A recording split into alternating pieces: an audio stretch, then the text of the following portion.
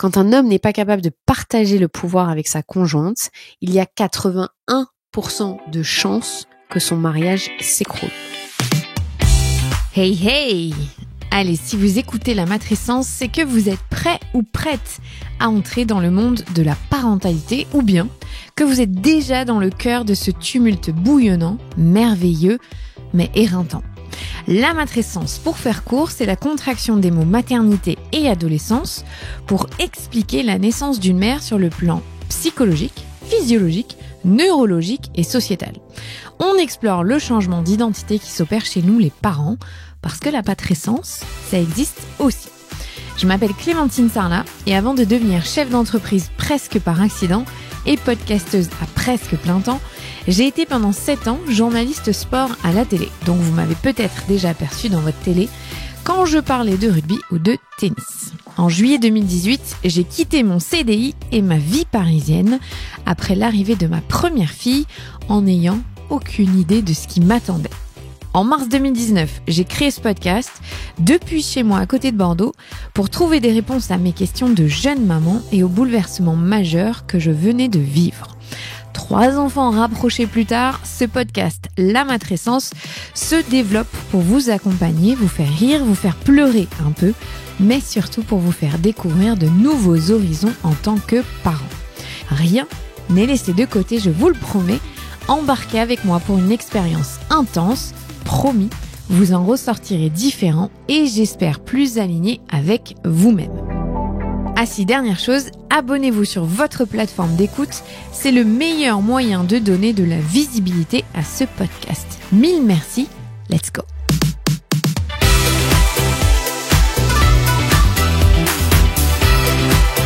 Avant de commencer pour cet épisode 171, je vous recommande d'écouter le 169, celui de mardi dernier, si vous ne l'avez pas déjà fait, parce que c'est un petit peu une suite.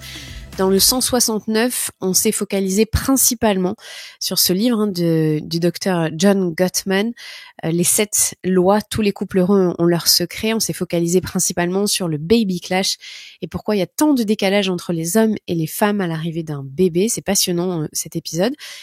Et aujourd'hui, on va plutôt s'intéresser aux 3 règles d'or sur les 7. J'ai pas pris les 7 parce que ça fait vraiment beaucoup, mais j'en ai choisi 3. Et on va s'intéresser à ces thèmes-là. Et en bonus, c'est ça dont on voulait vous parler, on vous a concocté un super guide pour vous aider, vous, en tant que parent, qui est basé sur ces 3 règles d'or que j'ai choisies, avec des questions, des petits jeux et des statistiques qu'on met en valeur. Donc vraiment, n'hésitez pas à télécharger ce guide qui est dans vos notes. Toujours, on met les références dans les notes. Il y a le livre si vous avez besoin. Il y a les épisodes dont on a parlé. Et donc, il y a ce fameux guide gratuit. Et donc, il y a ce fameux guide gratuit qui est à télécharger pour vous aider peut-être à vous reconnecter à votre partenaire. Parce qu'en vrai, on en a toujours besoin, ça fait pas de mal de reprendre les bases. Donc, ce que je vous disais dans cet épisode, je reprends 3 des 7 grands principes du docteur John Gottman concernant les couples amoureux. John Gottman est un psychologue américain, professeur émérite de l'Université de Washington et cofondateur avec sa femme du Gottman Institute. Cet institut, il est unique en son genre, il étudie les couples dans un environnement qui ressemble à un appartement que lui appelle le Love Lab. C'est un peu comme le Loft, si vous avez la référence de ce programme, cette première télé-réalité qui a été lancée dans les années 2000 sur M6. En gros, il y a des caméras partout, évidemment, pour les étudier, mais là, la grande différence, eh bien, ce sont des gens qui sont réellement en couple et qui sont, en revanche, branchés sur des électrodes et tout un tas de petits capteurs pour regarder en live leurs mesures physiologiques. Et ça, c'est très important parce que Gottman, il s'est pas seulement contenté de données psychologiques, de son analyse des datas qu'il a récoltées, non, il a aussi été plus loin avec la récolte de data précises sur les conséquences physiques de conflits que l'on peut vivre au sein des couples. Spoiler alerte, même si les réseaux sociaux ne vous le montrent pas, tous les couples s'embrouillent. Je veux dire, c'est pas ça qui fait qu'un couple est heureux. C'est plutôt sa capacité à s'embrouiller correctement et à réparer derrière. Mais tout le monde s'embrouille, on ne peut pas passer autant de temps avec quelqu'un et être en permanence d'accord. Si vous êtes donc dans une phase difficile de votre couple, ça peut arriver à tout le monde, il y a des hauts et des bas au long de la vie de couple, faites ce simple exercice dans un premier temps pour voir où vous en êtes, pour voir où vous pouvez mettre la jauge. Parce que d'après Dr Gottman, dans 94% du temps, les couples qui sont capables de se remémorer les bons moments de leur début, de discuter de leur rencontre, de ce qui a fait qu'ils sont tombés amoureux, ont une très grande chance de pouvoir sortir de leurs difficultés. Plus qu'une très grande chance, puisque c'est 94% de réussite. Lorsque leur vision, en revanche, est distordue par le ressentiment et la colère, et qu'ils n'arrivent plus à ressentir la joie du début, alors la fin du couple, là, est peut-être proche. Parce que ça veut dire qu'on n'est plus capable de voir l'autre pour ce pourquoi on l'a aimé, et que l'amour a peut-être disparu de cette relation. Mais si en revanche, vous traversez une phase difficile, vous pouvez plus vous voir, vous vous supportez plus, mais quand vous vous rappelez cette fameuse première année, 6 premiers mois, les 2 premières années, peu importe, ou la rencontre ensemble et que ça vous illuminez, vous avez ce moment de légèreté qui apparaît, il y a de grandes chances pour que vous en sortiez. En revanche, il faut travailler dessus. Donc ce que je disais, ça n'existe pas de vivre au quotidien avec une personne sans que des tensions apparaissent, ou en tout cas que des visions sur des valeurs fondamentales bien divergent. Encore plus quand on est parent et qu'on doit discuter d'éducation. Et pourtant, on peut vivre heureux malgré ça. La vraie question, c'est comment ? Gottman a suivi des milliers de couples depuis plusieurs dizaines d'années maintenant, et il a réussi à extraire 7 lois qui font la différence dans une vie de couple. Donc son livre, c'est ça, Les couples heureux ont leurs secrets, et il explique à travers cette loi comment il a réussi à déterminer 7 paramètres très importants. Je tiens à le préciser, je l'ai dit dans l'épisode précédent, ce livre, la première fois qu'il a été publié, c'est en 99. Il y a eu une réédition en 2018, mais quand même 2018, ça date dans le sens où ça fait 6 ans, et depuis 6 ans, beaucoup de choses ont évolué dans la société, notamment au regard des relations hommes-femmes, du patriarcat. Il y a MeToo qui est passé par là, et tant mieux. Et donc, peut-être qu'on peut apporter un tout petit peu plus de regard via le prisme du patriarcat, parce qu'il donne énormément d'exemples de différences entre les hommes et les femmes, qui sont très pertinentes par ailleurs, je tiens à le dire, et notamment ses hypothèses sur la physiologie.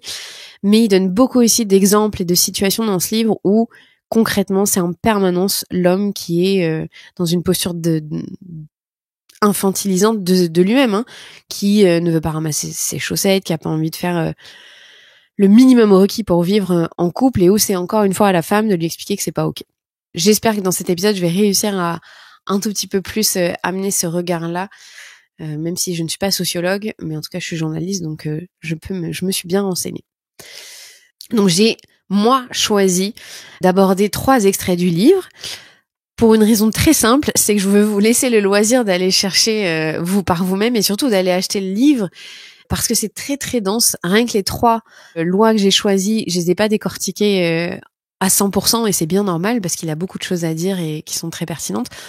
Mais j'ai essayé d'aller à l'essentiel et surtout de l'orienter de manière à ce que vous, en tant que parents, vous puissiez y trouver votre compte, parce que souvent ça s'adresse aux couples en général, mais si vous êtes parents de petits enfants, c'est quand même pas tout à fait la même chose. Donc c'est ce que je vous disais. La force de Gottman, ça réside surtout dans le fait que tout ceci est basé sur des études précises et longitudinales, notamment une des études qui a duré 9 ans avec 130 couples au moment du mariage, et ensuite 9 ans après. Et je trouve qu'il est assez drôle parce que il se targue dans le livre, et c'est assez fort, de réussir à prédire à 97% la capacité d'un couple à rester ensemble ou non en les observant seulement 15 minutes pendant une dispute. Parce que oui, vous l'avez bien entendu, la façon dont nous disputons révèle l'état de santé de notre couple, et je trouve ça incroyable.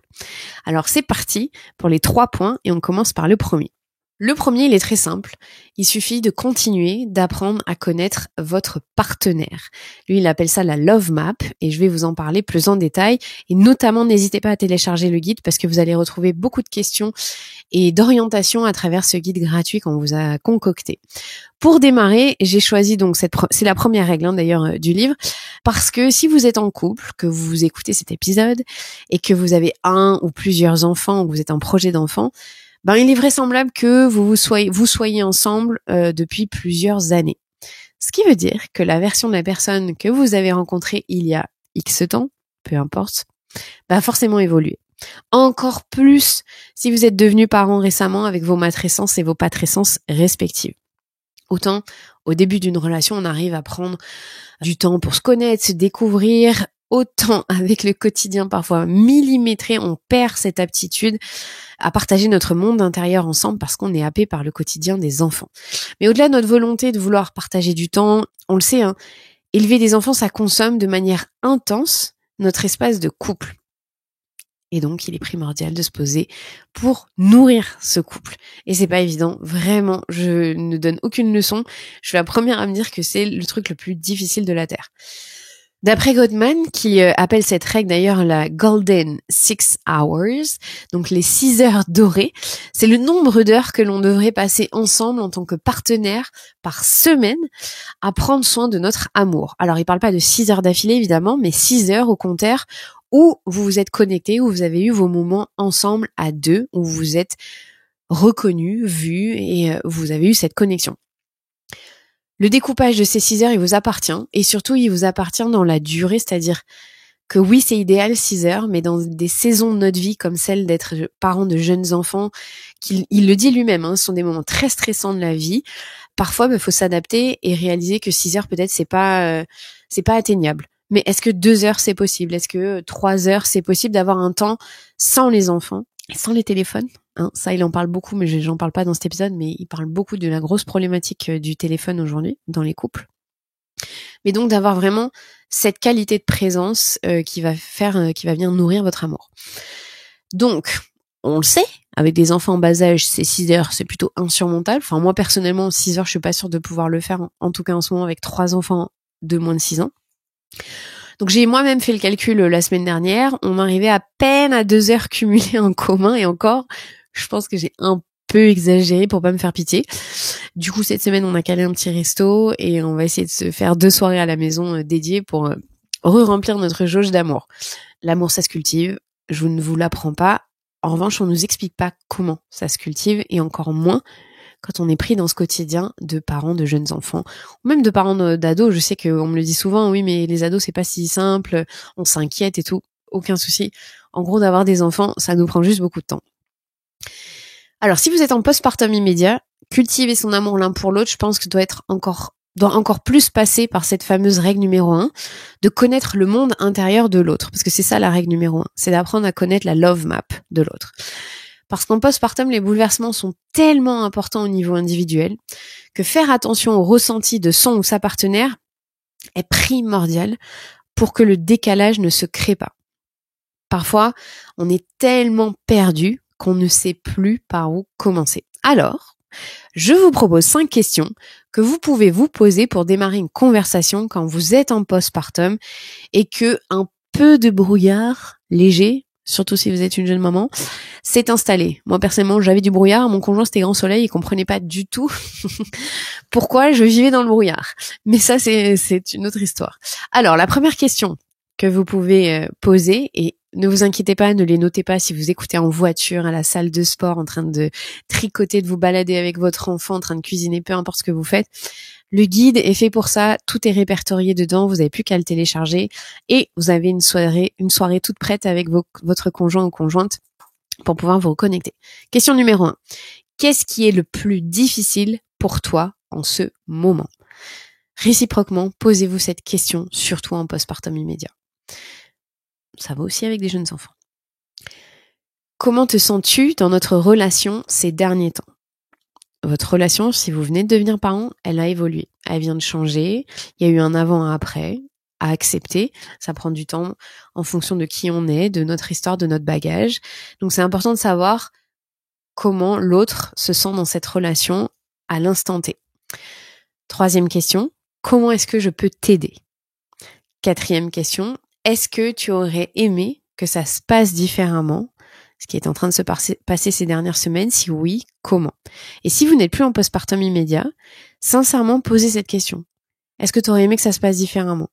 Surtout si vous envisagez d'avoir un 2e enfant, ou un 3e enfant, ou en tout cas de recommencer l'expérience. parce que vous apprendrez beaucoup l'un et l'autre de ce qui a marché et ce qui n'a pas fonctionné et des ressentiments qui peuvent peut-être rester. 5e question. Comment tu te sens vis-à-vis de notre enfant?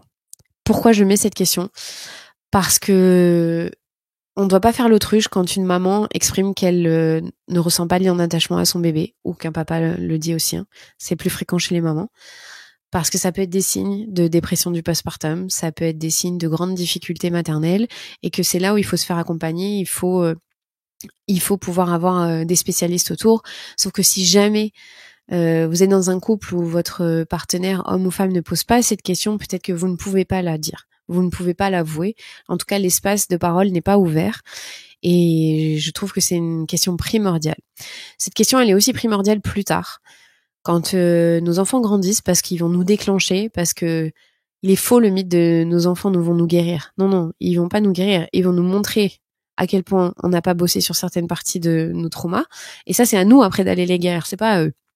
Donc des fois, on peut avoir beaucoup plus de mal avec un enfant ou un autre, ça peut très bien se passer évidemment, mais tant mieux d'avoir cet espace-là pour en parler. Donc le simple fait de poser ces questions dans ce moment de grande fragilité qu'est la parentalité, que ce soit immédiat ou pas en postpartum, ça peut aider à faire redescendre la pression et à se sentir comprise ou compris. Maintenant, le but de l'exercice du Dr Gottman, c'est de déterminer cette fameuse love map. Moi, je vous ai concocté quelque chose de spécial dédié à l'arrivée d'un enfant et aux questions qu'il faudrait se poser à l'instant T quand il y a ce grand bouleversement qui arrive. Mais pour Dr Gottman, c'est bien plus large. Une love map, c'est la carte de notre amour, la façon dont nous nous connaissons avec précision.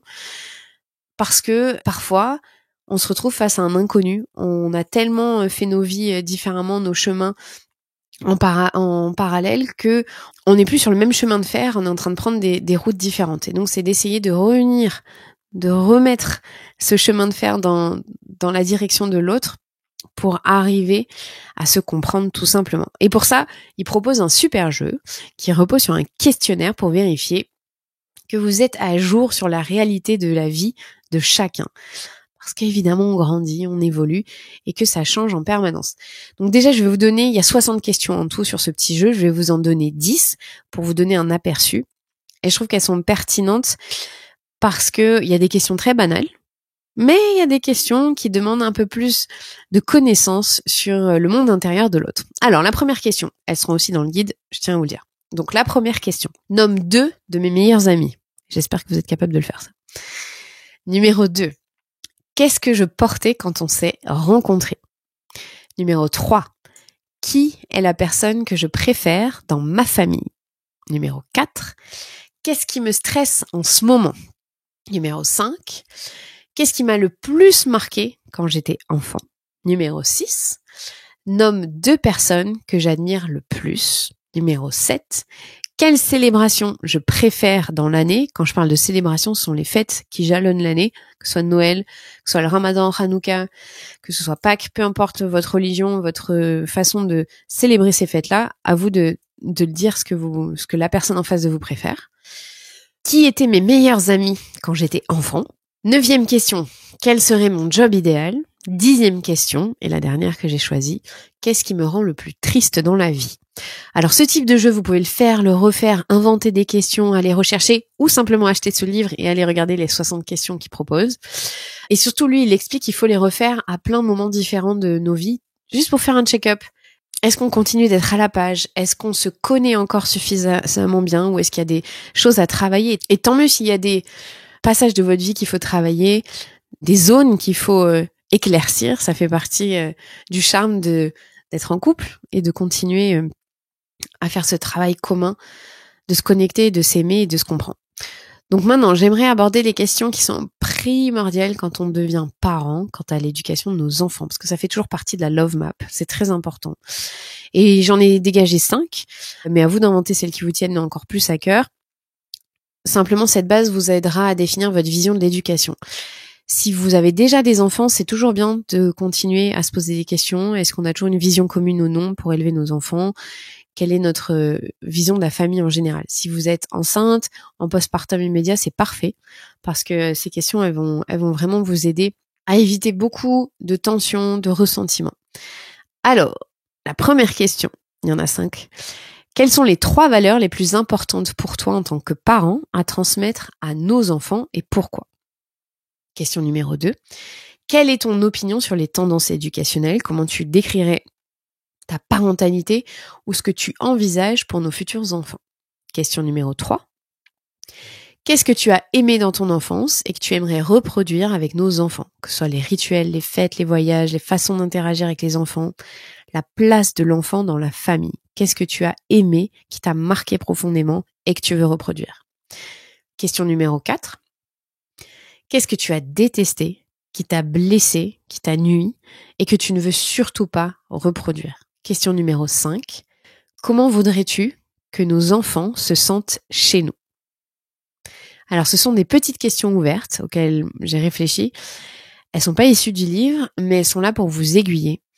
Parler de communication dans un couple, c'est essentiel, mais parfois on n'a pas de porte d'entrée pour initier une conversation profonde, intimiste et même fun, parce qu'on peut aller sur le fun, heureusement d'ailleurs. Mais on nous a clairement jamais appris à l'école à parler de sentiments, à parler d'émotions, à aller dans l'intimité et à nourrir ce lien qu'on peut ressentir envers notre partenaire. J'aimerais juste prendre une petite pause par rapport à cette première règle qui est de connaître la love map de notre partenaire. Je crois que c'est important de prendre en compte là-dedans la théorie de l'attachement. C'est pas tout à fait mentionné dans le livre, enfin en tout cas pas en tant que tel, mais pour moi c'est fondamental parce qu'en fonction de votre style d'attachement, répondre à ces questions peut être très difficile. Vous pouvez vous sentir oppressé et acculé si vous avez un attachement distant. Vous pouvez au contraire être assez pressant et très en demande de ce type d'interaction si vous êtes préoccupé, comme moi je le suis. Si vous avez un attachement sécure, c'est une formalité d'avoir ce type de discussion. Vous avez peut-être sûrement même pas besoin d'écouter cet épisode. Ou en tout cas d'avoir quelqu'un qui vous explique comment on rentre dans l'intimité. Le principal, c'est surtout de trouver un moment propice à tous les deux pour avoir ce moment d'intimité. Je vous rappelle juste sur le style d'attachement, si vous ne connaissez pas du tout la théorie de l'attachement et que vous avez envie de vous intéresser pour vous en tant qu'adulte, vous pouvez réécouter l'épisode avec Catherine la psy, qui est un des épisodes qui a le plus marché de la saison dernière. Enfin, même c'est l'épisode qui a été le plus écouté l'année dernière. Je vous retrouve juste le numéro. Il a été diffusé le 21 avril et c'est le numéro 122. C'est une pépite cet épisode, mais ça vous aidera à comprendre si vous êtes plutôt du style préoccupé, distant, désorganisé donc, ou sécure. J'espère pour vous que vous êtes sécure, mais c'est pas la majorité des gens, je crois. Donc ce que je voulais vous dire, c'est que il y a plein de personnes pour qui avoir de l'intimité reste très difficile. Donc ce type d'interaction peut poser problème et vous pouvez vous manger un refus si vous proposez ce type d'exercice à votre moitié. Il y a une chose qu'on doit dire, c'est que il faut être deux pour pouvoir être en couple. Et si vous êtes avec une personne qui refuse de s'investir émotionnellement, c'est à vous de décider si vous êtes en accord avec vos valeurs, avec vos envies pour une vie de couple épanouie. Vous êtes la seule personne qui sait, c'est pas moi, c'est pas un psychologue, c'est pas un livre. Il y a que vous qui puissiez dire si c'est ok d'être en relation avec quelqu'un qui n'a pas envie d'intimité ou de partager plus que ça des moments de profondeur, de grandes discussions. Je vais être très claire, dans une société patriarcale, malheureusement, c'est beaucoup plus masculin, ce refus d'intimité, ce refus de s'investir dans la relation. On le sait, la charge émotionnelle, elle est souvent sur les épaules des femmes. La charge de prendre soin du couple, de trouver des solutions. D'ailleurs, vous êtes sûrement beaucoup plus de femmes à m'écouter aujourd'hui pour essayer de comprendre que d'hommes, malheureusement. Donc ça, on peut pas lutter contre ça en quelques questions en une génération, ça va être beaucoup de choses à détricoter, mais ayez conscience que c'est votre propre limite. Est-ce que c'est ok ou pas pour vous? Et la seule chose que vous pouvez vous dire, c'est que il y a rien de pire que d'être seul dans son couple. Le reste de sa vie est long. La meilleure manière d'être épanoui, c'est d'avoir des gens autour de nous qui nous élèvent vers le haut. Et c'est pas facile de rester dans une relation qui n'est pas épanouissante et où la personne en face n'a aucune volonté de faire des efforts. Voilà. Donc sinon, petit aparté, on l'a terminé. Vous l'avez compris, vous avez tout le loisir de construire votre love map. Donc je vous le rappelle, elle est dans le guide. Et prenez le temps de trouver du temps. Je sais, dans cette saison de votre vie avec vos enfants en bas âge, le temps il est raccourci. On a l'impression que la vie elle va à 1000 à l'heure. Mais on est tous des êtres humains, on a tous le même nombre d'heures dans la semaine, qui est 136 heures plutôt, je vais le dire comme ça. Et faire survivre des êtres humains, c'est ultra dur, mais vous pouvez prendre 10 minutes par-ci, 10 minutes par-là. Ça vous aidera forcément à grappiller des moments ensemble qui sont essentiels et ensuite d'arriver à programmer, parce qu'il faut programmer ces moments-là en avance. Donc ça, c'était la première règle d'or.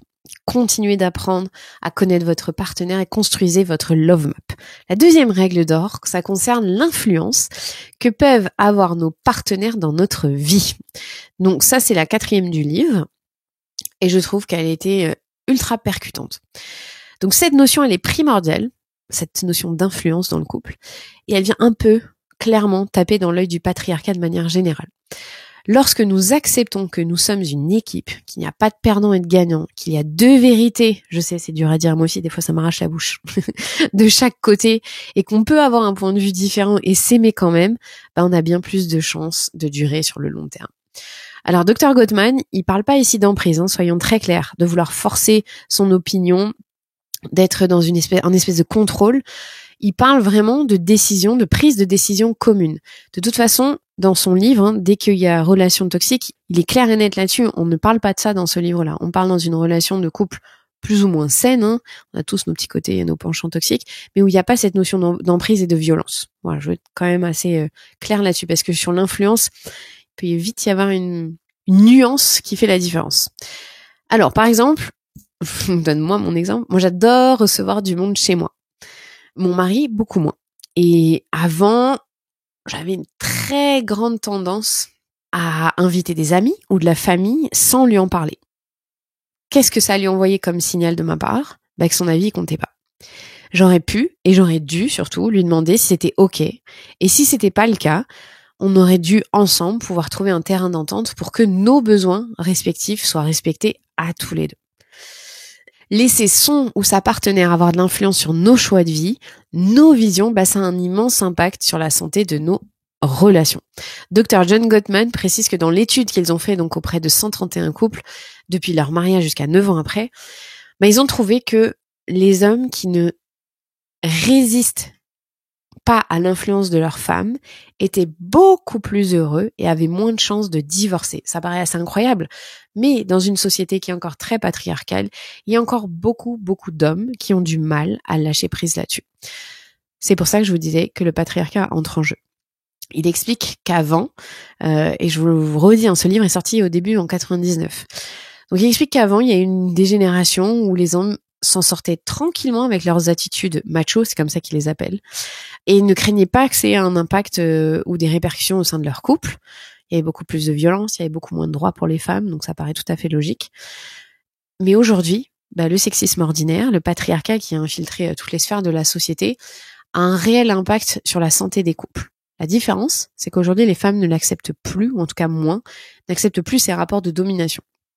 Il explique donc que statistiquement, avec toutes les datas qu'il a récoltées, quand un homme n'est pas capable de partager le pouvoir avec sa conjointe, il y a 81% de chances que son mariage s'écroule.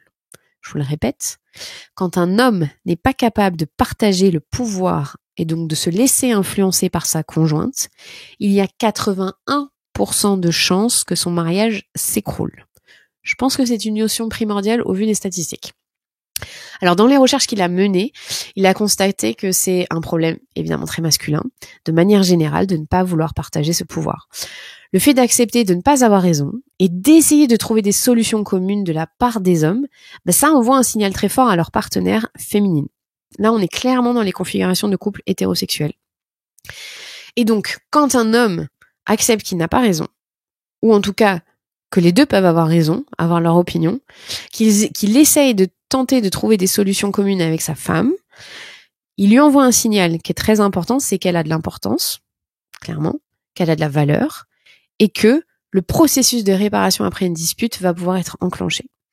Ce qui est assez fou dans son étude, c'est qu'il a constaté que ça avait absolument pas le même impact lorsque c'est la femme qui a du mal à partager le pouvoir. Les résultats sur la satisfaction du couple sont complètement différents. En gros, quand c'est une femme qui a plus de pouvoir dans le couple et qui a plus de difficultés à se laisser influencer, ça ne met pas en péril le mariage, contrairement à quand ce sont les hommes qui détiennent le pouvoir. Alors en partie, il explique pour une raison intéressante, parce que les femmes, de manière générale, arrivent à beaucoup mieux gérer les conflits. Donc ça, il en parle dans une partie d'un chapitre où j'ai pas choisi de parler de ça. Mais je trouve que c'était vraiment intéressant parce qu'il parle de notions biologiques et physiologiques.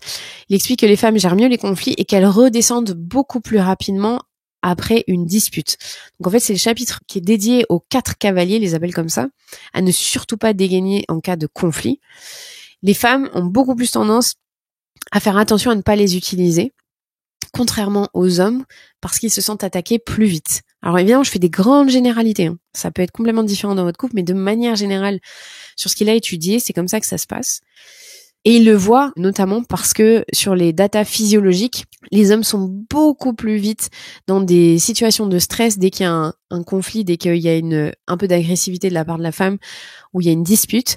Les hommes ont beaucoup plus de mal à faire redescendre leur fréquence cardiaque que les femmes, et donc prennent un temps fou à arriver à réparer la relation et sont très vite coincés dans leur mal-être. Donc, ce qui ressort de l'étude, c'est que lorsqu'un homme accepte l'influence de sa femme, il solidifie son amitié pour elle et donc il solidifie les chances pour que le couple survive.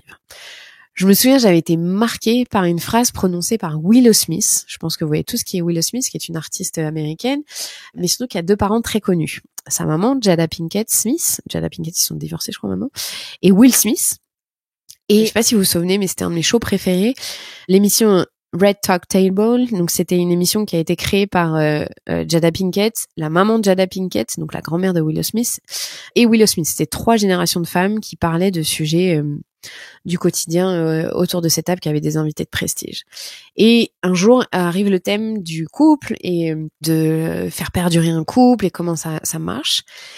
Et Willow, elle avait à peine 20 ans, je crois, à ce moment-là. Elle explique qu'elle avait appris de ses parents à être d'accord de ne pas être d'accord.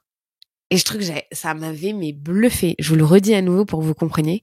Être d'accord de ne pas être d'accord. Agree to disagree.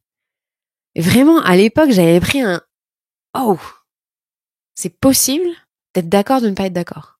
Parce que moi, à l'époque, je fonctionnais vraiment de manière binaire. T'es avec moi ou t'es contre moi. Et j'ai encore un peu cette tendance, mais c'est très lié à mon style d'attachement et c'est très lié à ma difficulté à réguler mon système nerveux. On est un peu tous comme ça, je pense, quand même. Mais j'avais trouvé ça tellement intelligent d'avoir cette capacité de faire la distinction de « je suis d'accord que tu sois pas d'accord avec moi ». Dans un couple, quand on est dans des situations hyper tendues, on a du mal des fois à avoir cette approche. Et je trouvais ça beau qu'un enfant ait retenu ça de ses parents, en fait. Je me disais, j'aimerais tellement transmettre ça à mes filles. Et moi, personnellement, je suis dans l'inverse des stats, j'ai plus de mal à me laisser influencer dans mon couple. J'ai une âme de leader, j'ai toujours envie de décider, de choisir. En revanche, je suis capable de redescendre très vite et d'accepter qu'on est différent et qu'ils puissent vouloir autre chose. Mais j'ai donné cet exemple au début de la règle d'or, où systématiquement j'ai invité des gens chez moi sans le concerter, parce que je considérais que c'était chez moi, mais c'était chez lui aussi, en fait. Donc il y a un moment, j'omettais complètement de l'inclure dans l'équation, et c'était irrespectueux. C'était clairement irrespectueux. Aujourd'hui, à chaque fois, dans ma tête, je suis là, je dois me réfréner, tellement c'est pas naturel. Je veux dire, attends, quand quelqu'un me propose quelque chose ou on décide, je pose la question à mon mari et puis je reviens vers toi. J'ai dû désapprendre ma façon de fonctionner. Et ça fait beaucoup baisser de tension. Et ça a redonné de la valeur de la considération, en tout cas. Ça lui a redonné de la valeur et ça lui a montré que j'avais de la considération pour lui. Et donc, c'est pour ça que je vous le dis, parce que c'est quand même vraiment primordial. Donc ça, c'était la 2e règle d'or. Laissez-vous influencer par votre partenaire. Je pourrais vous donner un autre exemple qui est très pertinent dans le livre. C'est vous allez acheter une voiture, c'est votre mari qui va acheter. Et ou votre conjoint, peu importe si vous êtes marié, il se rend dans un endroit pour acheter une voiture à un particulier. Sa femme lui avait bien missionné en disant vérifie ce truc-là sur la voiture pour qu'on soit sûr. Donc, quand il arrive chez le garagiste, il lui explique que il veut bien acheter cette voiture, elle a l'air parfaite, mais il voudrait vérifier ça. Et le mec lui dit non, j'étais sûr, c'est bon, il y a pas de problème. Et le mari répond non, j'ai promis à ma femme que je repartirai pas tant qu'on n'a pas vérifié cet aspect-là. Là, le vendeur lui dit oh là là, bah, si tu te laisses influencer par ta femme, t'as rien compris, mon gars, c'est vraiment de la merde. Je paraphrase, hein, mais c'est ce que dit le mec. Et le mari répond, mais vous êtes mariés, vous? Et il lui dit, bah non, j'ai divorcé. Il lui dit, ah, mais c'est peut-être ça le problème. Et donc, ça montre que lui, le mari, n'allait jamais prendre une décision à l'encontre de ce qui avait été décidé en commun avant. Et d'ailleurs, dans l'histoire, ça se termine où sa femme avait raison, puisqu'il y avait un gros problème sur le paramètre qui devait être checké et que l'autre était en train de l'arnaquer. Donc, comme quoi, c'est très bien d'avoir un garde-fou et c'est très bien de se laisser influencer par sa femme, notamment sur l'achat des voitures. Je plaisante, mais c'est hyper genré, hyper sexiste ce genre de réflexion. Mais je trouvais ça très beau, la réaction du mari qui pour lui ne voyait pas le problème. Quand on prend une décision de famille, une décision d'équipe, c'est à deux, c'est pas chacun de son côté, il y a un sachant et l'autre non. Donc voilà, c'était pour vous résumer ce qui était à peu près l'influence dans le couple, qui encore une fois, je le répète, ne doit pas être toxique, ne doit pas être de l'emprise. Vraiment, ça n'a rien à voir avec ça. C'est du compromis et c'est accepter que l'autre a ses valeurs et que peut-être on peut considérer que ça a de la valeur pour soi aussi. Donc voilà, ça c'était le deuxième point. Le premier, je vous le rappelle, connaître votre partenaire, sa love map, son monde intérieur. Deuxième, se laisser influencer par sa femme ou son mari, mais c'est plutôt par sa femme de manière générale, même si moi je sors des statistiques. Et donc la troisième loi, règle d'or pour les couples qui ont leur secret et qui sont heureux, eh bien c'est la manière de résoudre un conflit. Parce que oui, Dr. John Gottman explique que la manière de résoudre un conflit, elle est codifiée. Pour lui, la façon dont on résout un conflit de façon intelligente, ça regroupe plusieurs critères qu'il a retrouvés de manière récurrente dans tous les couples qu'il a étudiés. Alors c'est quoi leur secret ? Le truc c'est que il faut 5 étapes pour le réussir. Mais moi, je vais me concentrer sur seulement la première. Parce que je trouve qu'elle change beaucoup de choses. Encore une fois, je vous encourage à aller acheter le livre, à le lire, parce que c'est bourré de pépites et que ça va beaucoup vous aider. Mais donc, la première étape pour réussir à bien gérer un conflit, ça concerne le fait de démarrer votre critique, votre reproche de manière douce. C'est-à-dire, bon, je sais que c'est ultra dur à faire. Je sais que quand on est vénère, personnellement, moi, je suis plus un dragon que Bouddha, mais apparemment, ça marche. Et j'avoue, je l'ai testé, ça marche. Je sais aussi que quand on n'a pas dormi, quand on est exaspéré par l'attitude de l'autre ou par son manque de considération, on a beaucoup de mal à ne pas démarrer au quart de tour. Et je sais que moi, c'est quelque chose sur lequel je travaille très fort. Mais ce démarrage doux, avec le ton et la gestuelle appropriée, est essentiel pour que la personne en face entendre ce que l'on a à dire. Par exemple, je reprends l'exemple dans le livre de Dr. Gottman. Si un invité chez vous oubliait un parapluie, jamais de la vie, je le sais, vous ne permettriez de lui dire « Ah là là, mais c'est insupportable, tu penses jamais à prendre tes affaires. T'as pas de tête ou quoi? Tu penses que je suis ton esclave ou comment ça se passe ?» Clairement, j'ai assez confiance en vous pour me dire que vous avez assez d'éducation pour ne pas le faire. En fait, c'est pas si simple, je sais, mais c'est ce qu'on demande de ne pas faire avec son partenaire. Si on démarre en méprisant la personne à qui on parle, on a déjà perdu. Le mépris, et ça, il y a vraiment tout un chapitre là-dessus, c'est le poison du couple. C'est ce qui ressort de tout son livre. À chaque fois, ça revient. Si vous méprisez, si vous avez du mépris pour votre partenaire, il n'y a plus d'amour dans ces cas-là, il n'y a plus de communication, il n'y a plus d'envie d'avoir un projet commun. Le mépris, ça tue votre couple. Donc, la façon dont on commence un reproche a beaucoup à voir si on est capable d'enlever le mépris de l'équation ou si on communique de manière efficace. J'aimerais vous donner un exemple de comment on sort le mépris et comment on attaque doucement. Ça peut donc prendre la forme qui va suivre. Je me sens hyper triste quand tu ranges jamais ce que je t'ai demandé de faire. Ça marche pas dans mon couple parce que c'est plutôt l'inverse. C'est moi qui fais pas. Mais donc je vais vous aiguiller, je vais vous expliquer comment on peut commencer et Dr. Gottman l'explique très très bien. Ça peut prendre cette forme pour enlever le mépris de l'équation. On commence par le jeu, on commence par nous. Je me sens hyper triste quand tu n'écoutes pas ce que j'ai à te dire et j'ai vraiment besoin que quand je viens te voir, te partager quelque chose, tu poses ton téléphone. Vous voyez là, vous restez poli, vous êtes respectueux, vous avez exprimé ce que vous ressentez, vous avez énoncé le problème sans juger et vous avez demandé une action. D'être poli, de montrer de l'appréciation et de ne pas accumuler les ressentiments, en fait, c'est le meilleur moyen de pouvoir faire des remontrances, parce que ça enlève pas le fait qu'on a le droit de faire des remontrances et d'exprimer ses besoins, mais de manière audible. Parce que si j'avais pris la situation inverse en disant tu m'écoutes jamais, c'est insupportable, je peux vraiment pas te faire confiance, je sais même pas pourquoi on est encore ensemble, à quoi ça sert, j'ai toujours envie de te parler, t'es sur ton téléphone, franchement, tu m'insupportes. Bon, là vous avez compris, vous avez pas envie de m'écouter en fait. Parce que je vous ai jugé, je vous ai catégorisé, j'ai dit le jamais toujours, ça faut le sortir du vocabulaire. Je ne vous jette pas la pierre, je le fais. Mais j'ai appris beaucoup de choses cette dernière année et demie qui m'a bouleversée et retournée. Je peux le redire encore et encore. J'ai vécu une séparation avec mon mari, donc les problèmes de couple, je connais. Les problèmes de communication, je connais. Et il a fallu que moi, personnellement, mais pas que moi, évidemment, mais que moi, je fasse ma propre critique et je change et que je réfléchisse. Et c'est ce qui est très beau dans ce livre, c'est que ça donne beaucoup de tips, de conseils, il y a beaucoup de guidance. Et sans le savoir, j'ai fait beaucoup de choses qui sont dites dans le livre. Et ça m'a vraiment rassurée. Mais j'ai trouvé que c'était très pertinent et que ça avait beaucoup de sens. Donc vous avez compris, pour être audible, vous parlez de vous, je me sens. Et notre gros problème aujourd'hui, notre génération, c'est qu'on a un vocabulaire émotionnel qui est très pauvre. C'est qu'on ne sait plus très bien dire ce qu'on ressent. On ne sait pas si c'est de la colère, de l'humiliation. On ne sait pas si c'est de la fatigue, on ne sait pas si c'est de la tristesse, on a du mal à identifier, à part 3-4 mots, notre vocabulaire, il est pauvre. Donc ça, c'est un vrai effort à faire de notre part. Donc je dis comment je me sens, j'explique quand, je me sens comme ça, à cause de quoi, et ensuite, j'exprime mon besoin, j'ai besoin d'eux. Et je vous assure, j'ai fait le test, ça marche. Alors je sais, c'est beaucoup plus facile à dire qu'à faire, mais essayez, ça marche vraiment. Donc rien que ce type de phrasé, ça peut aider à faire redescendre la tension et surtout, ça peut aider à capter l'attention de la personne en face. Pourquoi est-ce que ce premier volet, par exemple, est aussi genré de son point de vue ?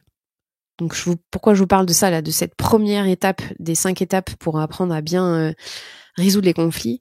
Il trouve que c'est très genré. Comment on démarre un reproche ? Parce que souvent, dans les relations hétérosexuelles, Dr Goleman a montré que via les mesures physiologiques qu'il a, que les hommes, ce que je vous disais tout à l'heure, mettent beaucoup plus de temps à digérer de l'agressivité. Donc ça, lui, il l'explique par un mécanisme évolutif. Vous êtes d'accord, pas d'accord ? J'ai trouvé que c'était pertinent ce qu'il disait. Mais en tout cas, dans les datas qu'il a récoltées, les tensions artérielles et les battements de cœur et le stress physiologique ressenti par les hommes est beaucoup plus fort et dure plus longtemps. Ce qui veut dire que quand nous, femmes, en tant que femmes, on vient avec un reproche, une remontrance et qu'on est tout de suite d'entrée activée et qu'on va déverser notre colère, on va être agressive, je dis pas qu'on n'a pas raison. Je dis juste que le message passe pas en fait. Et c'est super injuste et je trouve ça très frustrant aussi comme vous, parce que c'est dire qu'on n'a jamais le droit d'exprimer la colère parce qu'en fait on n'est pas entendu si on fait ça. Et c'est dur, parce que la colère, elle est aussi légitime, la colère, elle est aussi importante pour nous les femmes à qui on a appris à ne pas avoir de colère. Mais là, typiquement, si vous le faites, dans toutes les datas qu'il a récoltées, si vous êtes en couple hétérosexuel, l'homme en face de vous va pas pouvoir écouter. Il va être en mode fight or flight, donc vous savez, c'est le mode de survie. Et il va complètement fermer les écoutilles, pas de sa faute, parce que son corps va se sentir agressé, et donc il va activer ce mode fuite ou bagarre. Et dans ces cas-là, son système va penser que il doit œuvrer à sa survie et il pourra pas être présent de manière rationnelle pour écouter ce que vous avez à dire. En revanche, si vous dites je me sens quand tu et j'ai besoin d'eux, c'est pas la même chose. Donc concrètement, si vous avez une montre connectée par exemple ou autre, moi j'ai une bague connectée, vous pouvez voir quand vous avez un pic au niveau des battements de cœur. Pourquoi je dis ça ? Parce qu'il a noté que, homme ou femme, si on dépasse les 100 battements de cœur par minute, il explique que c'est impossible de continuer une conversation et qu'il faut l'arrêter. Ça veut dire qu'à ce moment-là, aucun de vous deux ne pourra écouter les demandes de l'autre. Et donc, vaut mieux savoir dire stop. D'ailleurs, ça fait partie de la 3e étape ou 2e étape, je sais plus de comment on arrive à résoudre des conflits. Donc vraiment, dans cette première étape, c'est très important comment on démarre son reproche de manière douce et efficace. Je sais, c'est dur, mais c'est important. Ce qui met aussi en évidence et qui m'a interpellée, c'est le fait qu'il faut 20 minutes. Vous avez bien entendu. 20 minutes à notre corps pour redescendre. 20 minutes, oui. Ce qui veut dire qu'en démarrant un reproche de manière tranquille, on a toutes les chances d'être écouté, surtout si on est une femme. Je sais, ça veut dire que c'est encore à nous de faire les efforts et c'est chiant. Mais en vrai, se montrer du respect même quand on se dispute, c'est essentiel. Le dernier point dont je voulais vous parler dans les disputes, mais qui n'est pas dans ce chapitre, mais qui m'a marqué, c'est le fait d'avoir un code commun. Je vous explique, c'est un signe qui vous appartient à vous, votre couple, pour faire redescendre la pression. Ici, de cet exemple, dans le livre, qui est très parlant, celles et ceux qui utilisent ce type de code, ils ont compris quelque chose d'essentiel dans la dispute. Ils ont compris que ça sert à rien d'aller trop loin. Que de toute façon, on est une équipe. On n'est peut-être pas d'accord sur le moment, mais c'est pas grave. Donc, je vais vous expliquer ce qu'il met en avant. Imaginez, vous êtes en train de vous embrouiller. La voix monte, vous êtes en train de vous crier dessus, vous n'êtes pas du tout d'accord, aucun d'entre vous n'arrive à s'écouter. Et là, d'un coup, votre partenaire, il ou elle sent que ça part en vrille, et il va vous tirer la langue. Un beau et vous êtes surpris, mais vous répondez tout de suite en lui tirant la langue en retour et en faisant une tête rigolote. Et rien que là, vous avez réussi à vous montrer mutuellement que vous êtes dans la même équipe, que vous ne voulez pas risquer de faire disparaître votre couple en allant trop loin dans les mots qu'on peut prononcer, et vous avez ce code. Moi, je fais pas ça, évidemment, dans le couple, mais j'ai trouvé ça merveilleux de savoir que ces petits trucs enfantins, ça fait toute la différence, en fait. Je sais pas pourquoi ça m'a touchée, mais je trouve ça trop chouette de savoir que, avoir son code, de pouvoir faire redescendre l'autre et se dire, en fait, je t'aime, je veux préserver notre couple. Donc viens, on en reparle plus tard. Ça prend pas un temps fou, mais ça marche. Donc de manière générale, franchement, ce livre, il est assez exceptionnel. Si vous l'achetez, je vous recommande de lire les parties avec votre moitié. Il y a plein de questions hyper intéressantes pour se reconnecter. J'ai fait un condensé très très court de tout ce qui est dit. Mais je voudrais vous rappeler donc ces 3 règles d'or. La première, c'est de continuer de connaître son partenaire, la love map. La deuxième, c'est de vous laisser influencer par votre partenaire. Et la troisième, c'est de commencer à comprendre comment on résout un conflit et de commencer juste par un truc simple. Une attaque douce et respectueuse dans les règles de l'art. Et pas frontal, agressif, en étant dans une colère monstre qui fait que personne ne peut entendre les remontrances de l'autre. Voilà, je vous ai fait ce mini résumé. Il m'a beaucoup marqué ce livre, j'ai vraiment aimé. J'espère que vous aussi. En tout cas, n'hésitez pas à télécharger le guide, ça va, j'espère, vous aiguiller, vous faire redonner un peu de peps. C'est jamais simple la vie de couple. Je vous le dis, je vous le redis, si vous écoutez ce podcast, si vous faites tous ces efforts, vous êtes un parent formidable. Très bonne fin de journée ou pas à vous, prenez soin de vous. À vendredi. Vous venez d'écouter un nouvel épisode de La Matrescence. Merci infiniment pour votre soutien. Si vous voulez découvrir de nouvelles pépites, n'hésitez pas à aller sur le site www.lamatrescence.fr. Vous pouvez également vous abonner à la newsletter qui sort tous les vendredis. Rendez-vous également sur le site pour pouvoir vous inscrire. Ensuite, vous devez vous abonner sur votre plateforme d'écoute pour pouvoir recevoir les notifications. C'est ce qui fait grandir ce podcast. Merci infiniment et continuez de partager ce savoir autour de vous. Je sais que c'est comme ça que beaucoup des auditrices et des auditeurs ont découvert ce podcast. Alors un grand merci. Prenez soin de vous. À la semaine prochaine.